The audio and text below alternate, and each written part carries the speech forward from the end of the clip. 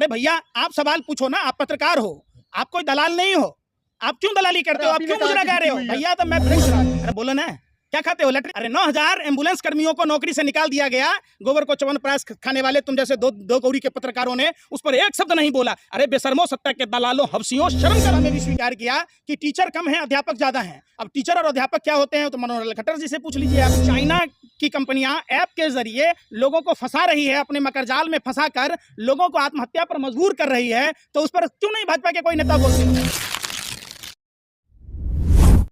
JP Nadda कह रहे हैं विपक्ष अब है ही नहीं, विपक्ष पूरी तरीके से खत्म हो चुका है। जेपी नड्डा इसलिए बोल रहे हैं कि जेपी नड्डा जी आप विपक्ष की चिंता छोड़ दीजिए, आप सत्ता पक्ष में हैं, आप ये सवाल कीजिए कि जो अनलीगल ऐप्स के जरिए चाइना भारत से लाखों हजारों करोड़ रुपया लेकर गई है अवैध रूप से, उसके यहाँ ईडी कब जाएगी, उसके यहाँ सीबीआई कब जाएगा, उसके यहाँ रॉ कब जाएगा, सवाल उस पर कीजिए। और 1100 जो लोन का ऐप है उसमें से रिजर्व बैंक ये कह रहा है कि 600 ऐप जो है अनलीगल तरीके से चल रहा है।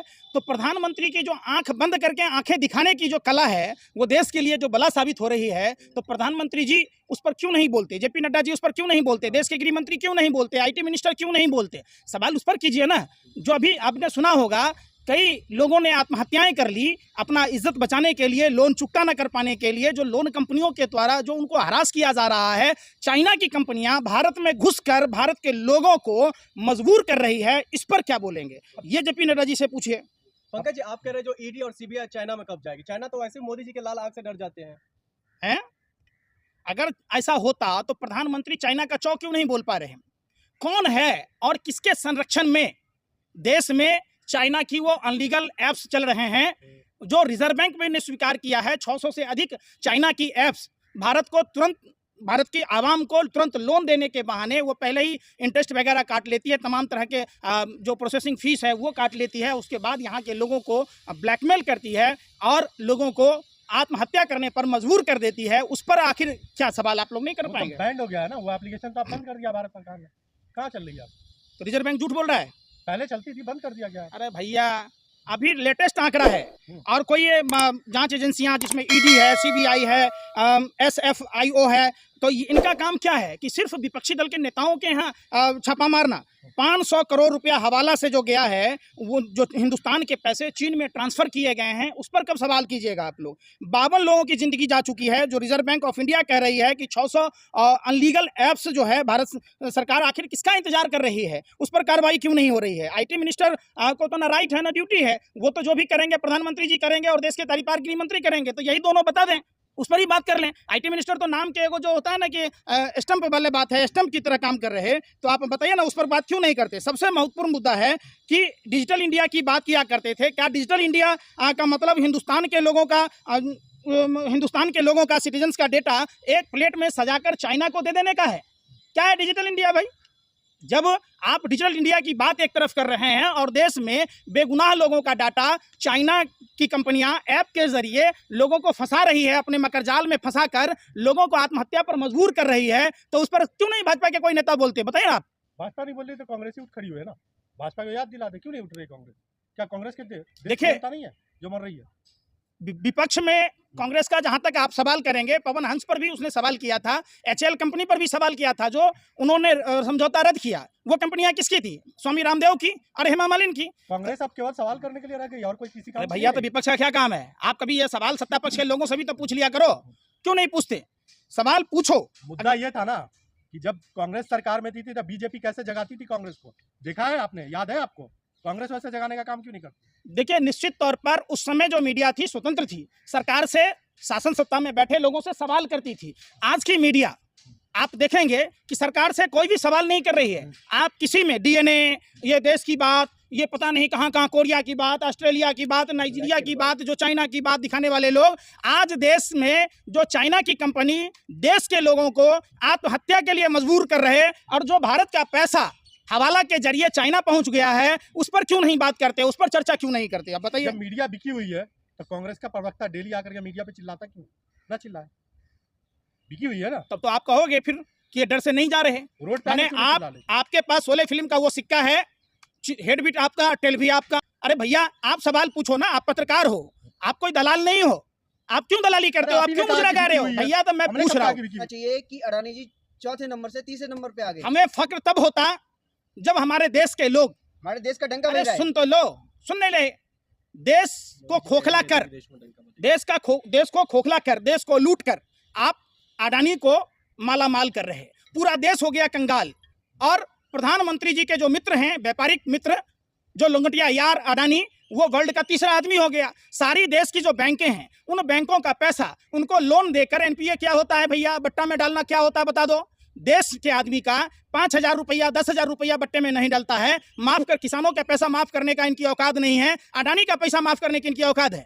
आप बताओ, आप बताओ ना कि एक देश का आम आदमी देश के किसी भी हिस्से से अपने घर तक नहीं पहुंच पाया कोरोना काल में, तो ऋषि अग्रवाल, मेहुल चौकसी, नीरव मोदी, विजय माल्या जैसे लोग, बधवा ग्रुप जैसे लोग जो बैंकों में फ्रॉड किया, वो उसका क्या, उसका नहीं कुछ बोलोगे? सवाल उस पर होना चाहिए। अभी आपने देखा कि नोएडा में ट्विन टावरों को गिरा दिया गया, एक भ्रष्टाचार को वहाँ पे ध्वस्त कर दिया गया भाजपा सरकार आते ही। बहुत आपने अच्छा सवाल किया। एक बहुत बड़ा उसमें स्कूल खोला जा सकता था, एक बहुत बड़ा अस्पताल खोला जा सकता था, आखिर क्यों नहीं किया गया? आप बताइए ना। आप भ्रष्टाचार की बात कह रहे, भ्रष्टाचार के आकंठ में तो इतनी डूबी हुई है भाजपा कि आपने देखा होगा कि मथुरा में सारे कुकर्मों की जड़ ही भारतीय जनता पार्टी आरएसएस है। बच्चा चोरी का बरामद कहाँ होगा? जहाँ भगवान प्रभु श्री कृष्ण ने जन्म लिया, उस स्टेशन पर, उस क्षेत्र के स्टेशन पर जब महिला अपने बहन के पति के क्रियाकर्म अंतिम संस्कार से वापस लौट रही थी, गम को भुला भी नहीं पाई थी कि एक दूसरा गम दे दिया गया, और वो बच्चा भारतीय जनता पार्टी के नेता के घर पर बरामद हुआ। आप जब देखिएगा कि भारतीय जनता पार्टी का नेता चकला घर चला रहा होता है, वेश्यालय चला रहा होता है, तब भी आप बात नहीं करते। आप जब भारतीय जनता पार्टी का नेता भारत की खुफिया जानकारी पाकिस्तान को दे रहा होता है, ध्रुव सक्सेना जैसे लोग, तब उस पर सवाल नहीं करते। भारतीय जनता पार्टी का ही आदमी जब खादी बोर्ड में जब होता है तो 1400 करोड़ रुपए का घोटाला कर लेता है, उसको प्रमोशन दे दिया जाता है, दिल्ली का लेफ्टिनेंट गवर्नर बना दिया जाता है। आपको पता होगा कि अमरनाथ यात्रा में विघ्न डालने के लिए जो ड्रोन लाने की बात कह रहा था, जो भाजपा का आईटी सेल और के सोशल मीडिया का प्रभारी था, जो हथियार का सप्लायर तारिक भारतीय जनता पार्टी से संबद्धता रखता है, कोकीन किसके पास मिलेगा? तो भारतीय जनता पार्टी के प्रमिला गोस्वामी के पास मिलता है। आप बच्चा अपहरणकर्ताओं का गिरोह देखिएगा तो वो भी वीडियो आपने देखी होगी कि भारतीय जनता पार्टी के लोग उसमें शामिल होते हैं। तो निश्चित तौर पर भ्रष्टाचार की बात, और अभी आपने ट्विन टावर की बात की, एक बहुत बड़ा भ्रष्टाचार था उसमें, तो उसे गिरा दिया गया। लेकिन अभी खबरें ये भी आ रही हैं कि वहाँ से मलबा हटा के वहाँ पार्क बनेगा और मंदिर भी बनाया जाएगा। इस तरह की खबरें अभी मीडिया में चल रही देखिए, हैं। मंदिर मस्जिद बनाने से बजाय अगर एक शिक्षा का मंदिर, अगर स्वास्थ्य का मंदिर, अस्पताल बना दिया जाता तो मुझे बेहद खुशी होती। नहीं, वहाँ पार्क भी बनेगा। अरे भैया सुन तो लो, लोगों के इलाज नहीं हो रहे। आप सफदरजंग अस्पताल की उस महिला को नहीं देखा जहां प्रधानमंत्री आवास से चंद कदमों की दूरी पर एक मातृशक्ति को खुले आसमान के नीचे बच्चे को जन्म देना पड़ा? इससे बड़ा दुर्भाग्य क्या हो सकता है? उसी उत्तर प्रदेश में कितनी स्कूलों को बंद किया जा रहा है, आपको नहीं पता? खुद हरियाणा के मुख्यमंत्री ने हरियाणा में भी स्वीकार किया कि टीचर कम है, अध्यापक ज्यादा हैं। अब टीचर और अध्यापक क्या होते हैं तो मनोहर लाल खट्टर जी से पूछ लीजिए आप। उन्होंने प्राइवेट में जाओगे तो 1100 किस लिए दे रहे हैं? उनके जो फाइनेंसर हैं, जिन्होंने मदद कर रहे प्राइवेट हैं ना। स्कूल, एक समान शिक्षा नीति लागू कर दो ना कि मुख्यमंत्री का बेटा भी उसी स्कूल में पढ़ेगा, और कलेक्टर का बेटा भी पढ़ेगा, और एक मजदूर का बेटा भी पढ़ेगा, किसान का भी बेटा पढ़ेगा। जब एक समान शिक्षा और स्वास्थ्य नीति लागू करोगे तो निश्चित तौर पर देश में शिक्षा और स्वास्थ्य में जो खामियां हैं वो खामियां दूर हो जाएगी, फिर 1100 देने की जरूरत ही नहीं पड़ेगी।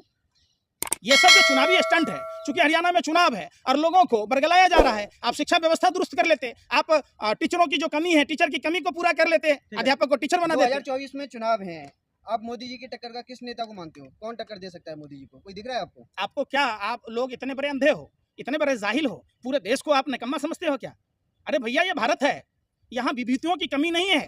और भारत माने ऐसे ऐसे सुरमाओं को पैदा किया कि मोदी जी उनके धूल के बरोबर नहीं है। एक आध दो सुरमा का नाम बताइए जरा, हम भी सुनिए। आप निकम्मे हो, निठल्ले हो। नहीं, अरे हम चुनाव सत्ता थोड़ी के लड़ेंगे। दलालों भरवों बंद करो। जिस समय आप क्या सोचते हो मोदी जी जन्मजात प्रधानमंत्री पैदा लिए थे? नहीं, नेता का अरे मैं बताइए आप। बता रहा हूँ, व्यक्ति तो महान बहुत है, लेकिन कौन है? नेता कौन सा है उनके जब एक सामने? चाय वाला प्रधानमंत्री बन सकता है तो डॉक्टर इंजीनियर इतने देश में बैठे पड़े हैं, पॉलिटिकल साइंस किए हुए लोग बैठे पड़े हैं, एमबीए किए हुए लोग बैठे पड़े हैं, तो हमारे देश में नेताओं की कमी है? तो क्या कांग्रेस लाएगी उनको प्रधानमंत्री पद के लिए? अब ये तो आगे कांग्रेस के करेगी? प्रवक्ताओं से आपको सवाल पूछना चाहिए। सवाल है तो कि बात देश की तो है, राजनीति- लेकिन योगी जी के राज में करप्शन का टावर धुआं धुआं हो गया है। और 9,000 एम्बुलेंस कर्मियों का जो छटनी हो रहा है उस पर फर्जी केस लादे गए हैं, तो उस पर बुलडोजर कब चलेगा? अरे बोलो ना, क्या खाते हो? लेटरिंग? अरे 9,000 एम्बुलेंस कर्मियों को नौकरी से निकाल दिया गया। गोबर को चवन प्राश खाने वाले तुम जैसे दो गौरी के पत्रकारों ने उस पर एक शब्द नहीं बोला। अरे बेशर्मो, सत्ता के दलालों, हफ्सियों, शर्म करो। उन 9,000 एम्बुलेंस कर्मियों, फिर बात, अरे सुनो, अरे बेशर्मो सुनो, कुत्ते भी बेवजह नहीं भौंकते, फिर तुम क्यों भौंकते हो? और भौंकना जहां चाहिए तुम्हें, जब उत्तर प्रदेश के ही सबसे ज्यादातर हिंदू लोग हैं, जो एम्बुलेंस घोटाला हुआ, एक एम्बुलेंस का 4 बार 5 बार का चक्कर दिखाया गया है, और वो ड्राइवर और उनके जो सहकर्मी हैं उन पर फर्जी केस लादा गया है। पूरे उत्तर प्रदेश के अलग अलग जिलों से हैं लोग प्रभावित हैं, कभी उनकी भी खबर दिखा दो। तो भ्रष्टाचार में दिखा तुम्हें? अरे अंधे बहरे गूंगे, समझ लो, शर्म करो थोड़ी सी। जाकर उन ड्राइवरों से और उनके जो सहकर्मी हैं उनसे पूछ लो।